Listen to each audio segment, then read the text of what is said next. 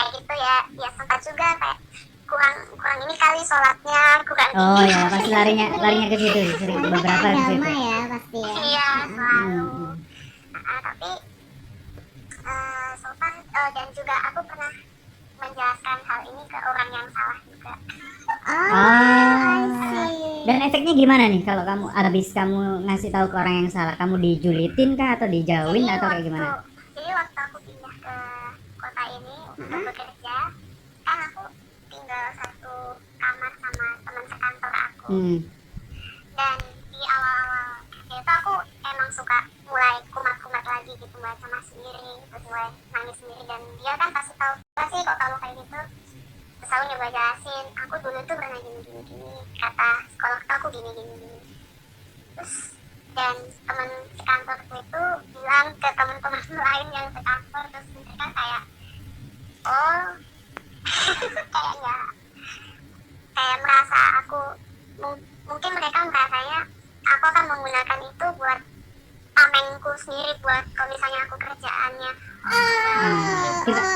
Kita stop di situ, kita stop di situ. ya pantesan saya kan dia Ah. ini kayak gitu, kalau dia alasan doang biar kerjaannya nggak Paham, susah paham, kita paham. kayak gitu. Dan itu sih rasanya ini banget sih, maksudnya aku Oke. sudah percaya buat cerita, tapi kenapa ngomongin Oke, orang paham, lain paham, kayak paham. gitu dan bikin hal yang enggak Oke, gitu.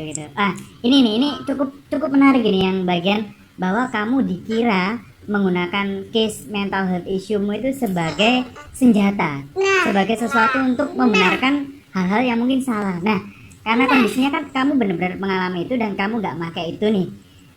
Terus tanggapan kamu kalau tahu ada seseorang nih yang juga punya case seperti kamu, tapi dia punya niat buruk juga, menggunakan itu sebagai alasan Buat kayak mengkambing hitamkan lah. ya sewenang-wenang lah ke orang lain, kayak nyusahin, ngerepotin, atau bahkan mungkin kayak nyakitin orang lain dengan itunya dia. Kadang kan orang kayak gitu kan, bener nggak sih, kayak ada yang memang nggak sengaja, ada yang sengaja karena dia tahu dia ngerasa dia spesial. Nah, punya kartu mental health issue tadi. Iya kan? Kalau udah buntu, aku kena mental health gitu kan, ada yang kayak gitu. Oh iya, pada di meme. Iya kan, ada yang meme kayak gitu. Nah, kalau menurut kamu gimana nih orang-orang kayak gitu? ini itu ya, maksudnya kita sebagai orang yang awam yang nggak bisa membedakan secara langsung dia beneran punya masalah psikologis atau enggak, itu susah sih. Maksudnya kalau kita menjudge cuma dari luarnya aja kayak gitu. Dan gimana ya, tapi kalau menurutku sih orang-orang yang aware kalau dia ada masalah soal dirinya itu dia lebih memilih buat nggak mengatakan itu secara gamblang gitu loh. Dia ingin dilihat orang normal seperti biasanya, seperti orang-orang yang lain. Dan buatku sih juga nggak ini ya, nggak etis juga. Dan kalau menurutku sih orang-orang yang mengatakan secara gamblang kalau jangan gitu dong, aku ini punya anxiety nih, aku ini depresi loh, kamu nggak boleh ngomong kayak gitu itu ini pendapat pribadi sih. Orang-orang yang kayak gitu yang mengklaim dirinya aku depresi lah, aku inilah secara gamblang di depan orang kayak gitu, mungkin dia melabeli dirinya sendiri seperti itu. Maksudnya bermodalkan kayak aku yang dulu itu yang cari-cari di internet gejala-gejalanya kenapa kok kayak gini, terus tiba-tiba langsung menyimpulkan dari diri sendiri, oh ternyata aku depresi, oh ternyata aku bipolar, oh ternyata aku ini, padahal secara medis mungkin belum kayak gitu. Jadi sebaiknya sih emang kalau sudah merasa ada hal yang salah tuh coba jangan keluar-keluar di depan orang lain dulu, tapi ngomonglah dulu ke orang yang benar-benar ngerti kamu beneran ada hal yang salah nggak sih sama kamu kayak gitu. Jadi emang kalau kita sendiri sebagai perspektif orang biasa, orang awam, melihat orang yang memberikan label untuk diri sendiri kalau aku depresi, aku gini, aku gitu, untuk biar orang-orang itu maklum sama dia,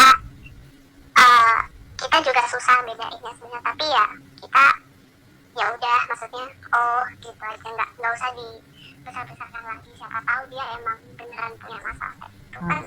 Orang-orang dengan gejala psikologis mereka kan juga beda-beda, jadi dan mereka copingnya kayak melampiaskannya pun juga beda-beda, jadi ya.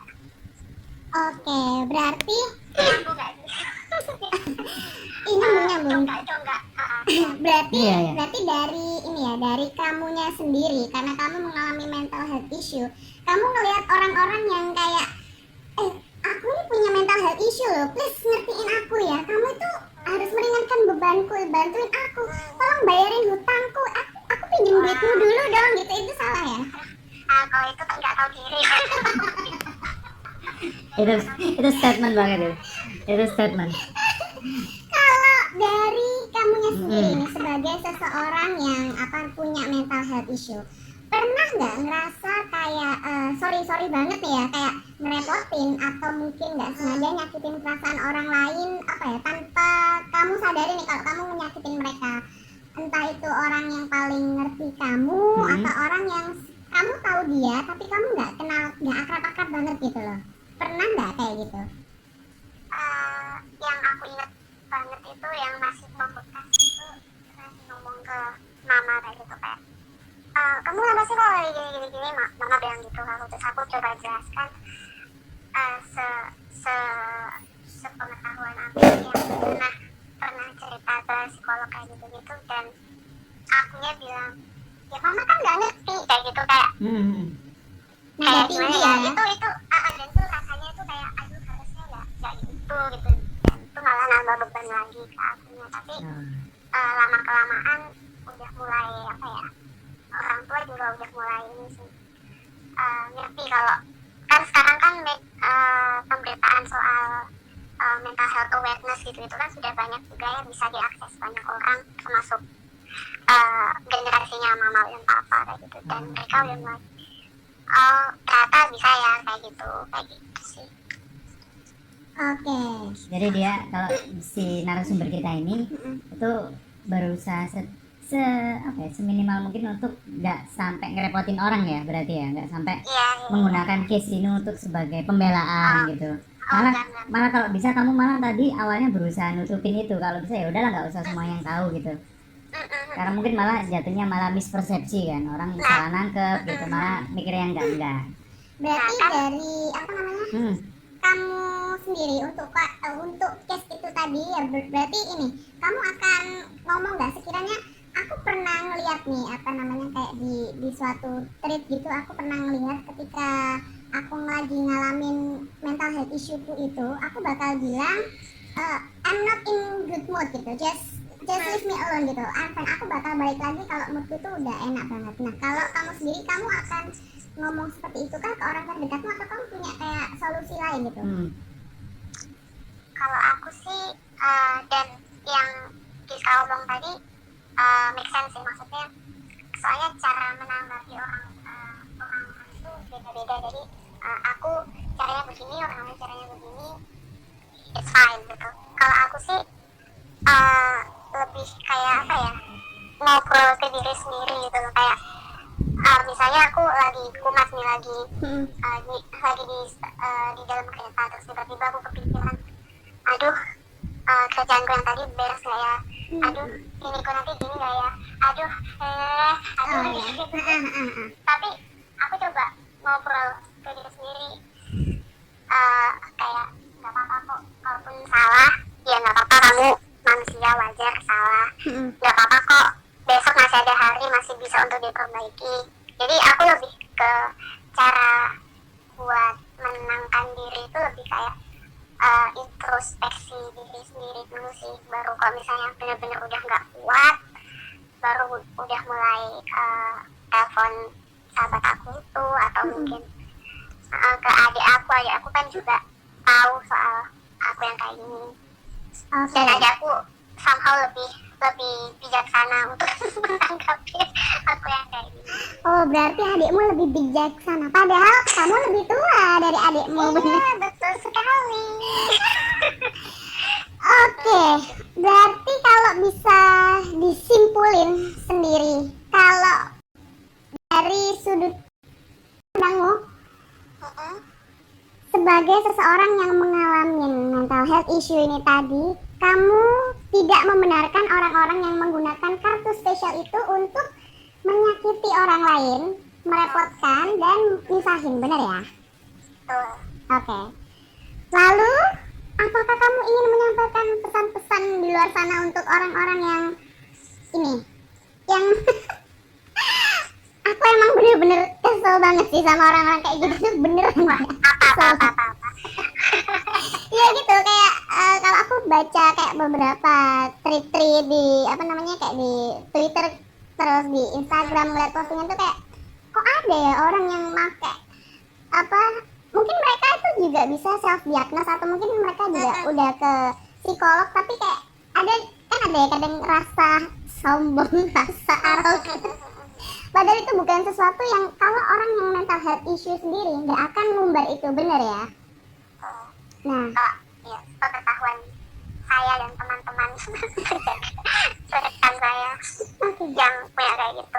ada yang ingin disampaikan nggak untuk orang-orang yang mungkin satu, dia merasa ada yang beda di dirinya, terus kayak dia sama nih kayak googling aja kan, terus kayak wah aku kayaknya begini begitu nih. Nah, terus ada pesan-pesan nggak untuk orang-orang yang itu tadi dia menggunakan kartu spesial, kartu Yu-Gi-Oh itu tadi loh.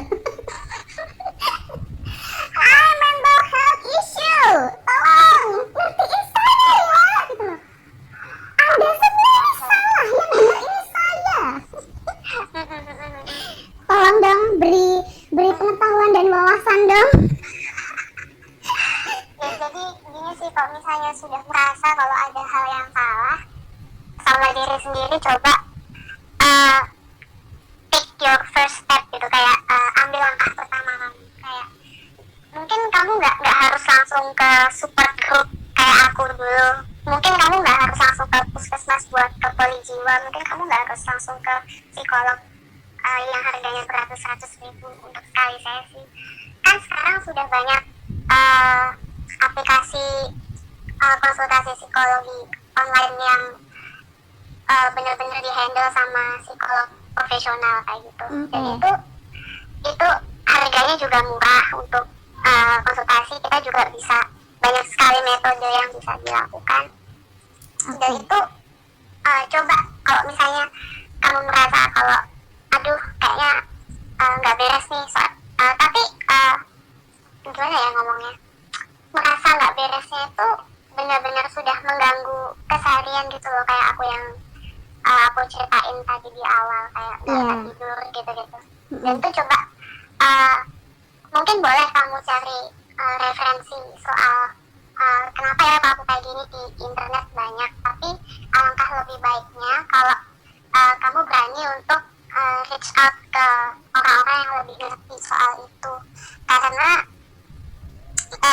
dan apa ya, orang-orang yang benar-benar sudah bisa mengerti kita soal kayak gitu-gitu tuh bisa jadi kekuatan buat kita survive ke depannya. Dan self diagnosing tuh bahaya juga sih, maksudnya misalnya aku bilang kalau aku ini bipolar, padahal aku enggak, padahal aku cuma lagi bete aja, aku lagi mens aja, jadi bad mood kayak gitu, lalu aku bilang aku bipolar, dan itu bisa bisa aja kan ketanam ketanam dulu, dan akhirnya malah jadi hal yang enggak. Dan kalau kata psikiater yang pernah aku datengin dulu sih, kalau kalian merasa kita nggak beres, yakin aja kalau bantuan itu ada di sekeliling kita. Kita hanya saja bentuknya beda-beda, ada yang mau ngasih kamu saran, ada yang mau peluk kamu, ada yang mau ini. Dan dia juga bilang kalau kita semua itu berhak untuk sehat secara jasmani dan rohani gitu, dan sehat itu harus diperjuangkan. Kita nggak bisa minta orang buat ngertiin kita terus kalau kitanya nggak mau berusaha untuk pulih sendiri kayak gitu sih. Oke, tapi ngomong-ngomong soal bipolar ya, beberapa hari lalu itu aku ketemu sama temenku. Terus dulu ini dia itu selalu Aku pengen ketawa. iya loh, karena ini menurutku lucu. Dulu dia itu waktu kita kayak hampir tiap hari ketemu gitu ya, dia itu selalu teriak, bukan teriak sih, kayak lagi diem sampai tahu-tahu tuh dia tuh ngomong, aku nih bipolar gitu. Kemarin aku tegur anaknya tuh, ngapain sih kamu tuh dulu tuh kok hobi banget teriak, aku nih bipolar. Ternyata katanya dia itu pernah kayak apa ya, kayak bukan konsultasi, dia tuh iseng-iseng itu kayak ketemu sama saudaranya tuh, aku nggak ngerti apa ya, entah kayaknya sih dia ceritanya tuh kalau nggak salah saudaranya tuh psikologi gitu loh. Nah terus tiba-tiba saudaranya tuh bilang, kamu tuh loh ada kecenderungan bipolar gitu. Aku yang dengar tuh kayak, hah? Kok bisa tiba-tiba ngomong kayak gitu? Terus akhirnya dia disuruh tes tulis gitu, katanya, ya memang kamu ada kecenderungan bipolar. Loh, selangar ya orang iki loh, kok bisa ngomong bipolar pada dia kurang tes loh.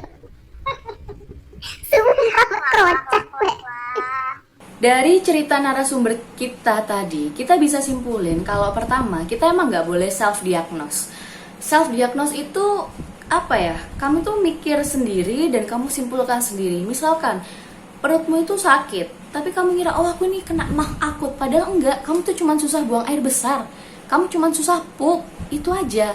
Dan itu pun kamu ngediagnos diri kamu sendiri kamu kena mah karena kamu belum periksa.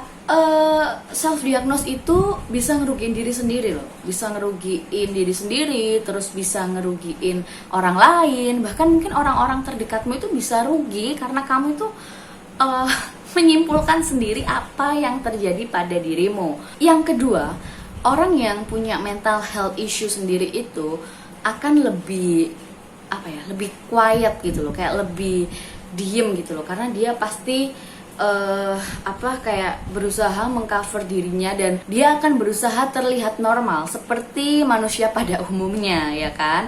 Jadi dia nggak pengen kesannya itu jatuhnya itu caper, dia nggak pengen kayak gitu.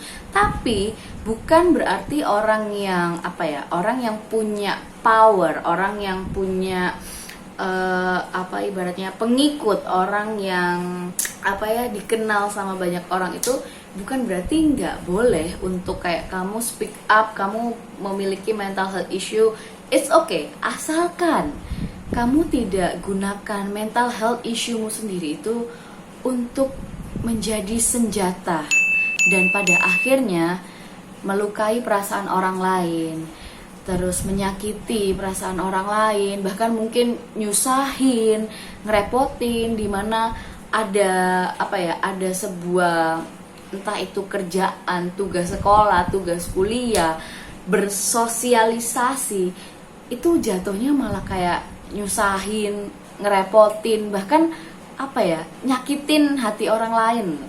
Jangan sampai kayak gitu. Jadi kamu jangan sampai pakai itu tadi, ini jangan sampai kayak gitu sih. Karena orang yang punya mental health issue sendiri itu akan lebih gimana caranya untuk malah menjaga perasaan orang lain. Itu sih yang aku tahu ketika aku sempet baca salah satu tweet di salah satu sosial media. Dan ketika orang-orang di sekitarmu itu tahu gitu, pada akhirnya kamu memiliki mental health issue sendiri, pasti ada dua jenis manusia pada akhirnya, yaitu yang milih untuk julitin kamu karena kamu punya mental health issue, atau yang kedua bertahan dan memang masih mau berteman ataupun bersosialisasi sama kamu. Tinggal kamu tinggal kamu menyesuaikan diri lagi, kamu belajar lagi. Kalau kamu dijulitin berarti ya sudah, kamu bisa tinggalkan. Kalau teman kamu ini pada akhirnya memilih untuk bertahan, memilih untuk Newport kamu abis-abisan, benar-benar full 100%, ya itu adalah kayak harus ada kerjasama gitu loh.